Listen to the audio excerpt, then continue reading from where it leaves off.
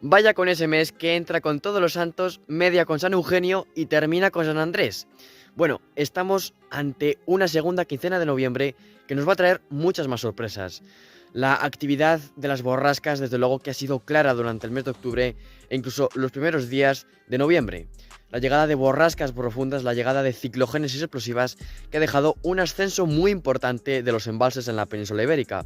Aunque es verdad que en el área del Mediterráneo no ha sido tan notable.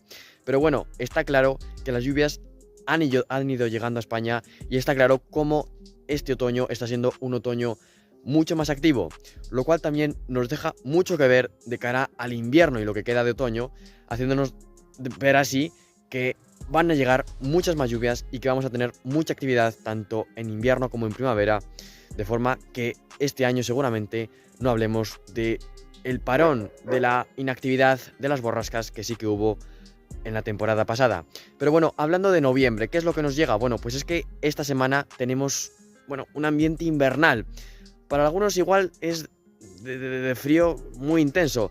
La realidad es que llegan máximas que en algunos puntos igual están más cerca hasta de los 0 grados que de los 10 grados de máxima, pues por ejemplo, sobre todo en áreas de la submeseta norte, pues así hablaríamos de ciudades como León, Burgos, Soria, Cuenca.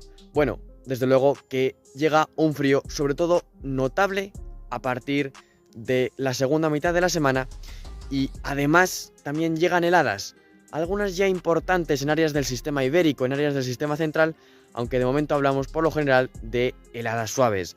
Otra cosa a destacar es, que seguimos con nieblas que en algunos puntos son duraderas e incluso intensas y, sobre todo lo más importante es que estas nieblas son o tienen algo que decirnos.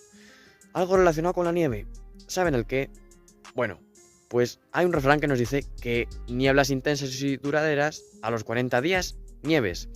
Esperamos hablar de ello más concretamente en breve, pero lo que está claro es que las nieblas es un buen significado de que seguirán llegando más lluvias y, en conclusión, de que el campo seguirá refrescándose, dejándonos así su esplendor en pleno mes, ahora por ejemplo, de otoño y durante estos próximos meses de otoño, de invierno y de primavera, gozando así de buena salud y buena cosecha. Un saludo y hasta la próxima.